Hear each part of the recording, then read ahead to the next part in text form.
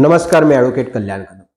मागे आपण बातम्यांमध्ये पाहिलं होतं की आमदार रोहित पवारांची तक्रार ना मुंबई पोलिसांनी घेतली ना बारामती पोलिसांनी. एक आमदार असून सुद्धा जर ही गोष्ट असेल तर एक महाराष्ट्राच्या सामान्य माणसाची अवस्था काय होत असेल. घाबरून जाऊ नका.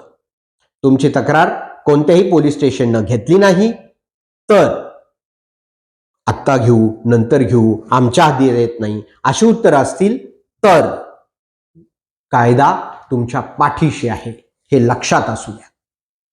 काय करावं? Number 1, 0 FIR. संबंधित पोलीस स्टेशनच्या हद्दीमध्ये तक्रार येत नसताना सुद्धा त्याला तक्रार घ्यावी लागते आणि नंतर ती ज्या हद्दीत तो गुन्हा घडला असेल तिथे वर्ग केली जाते. BNSS कलम 173(1) नुसार त्यांना तुमची 0 FIR नोंद करावीच लागते. परंतु जर ठाणे अंमलदारांनी तक्रार घेतलीच नाही तर नंबर 2, तुम्ही नवीन कायदा भारतीय नागरिक सुरक्षा संहिता म्हणजेच काय तर BNSSच्या कलम 173(4) नुसार जो जुना CRPC 154(3) असा होता त्यानुसार एसपींकडे लेखी स्वरूपात तुमची तक्रार तुम्ही मांडू शकता, पोस्टानं पाठवू शकता.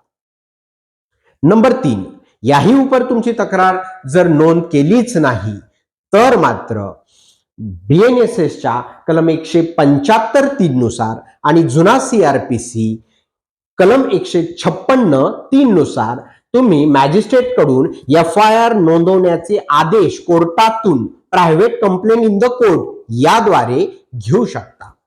लक्षात घ्या, त्यांच्या संबंधी जे काय घडलं ते राजकारण असू शकतं, परंतु कायद्यासमोर सगळे समान आहेत आणि म्हणून कायदा तुमच्याशी सोबत आहे. कायद्याची माहिती हीच तुमची शक्ती आहे. तुमच्यावर कुठे अन्याय होत असेल तर घाबरून जाऊ नका, कायद्याचा आधार घ्या. मी ॲडव्होकेट कल्याण कदम. जय जिजाऊ, जय शिवराय. आणि हा व्हिडिओ नक्कीच जास्तीत जास्त लोकांपर्यंत शेअर करा आणि ही माहिती पोहोचवा. आवडल्यास लाईक करा आणि सबस्क्राईब नक्की करा. धन्यवाद.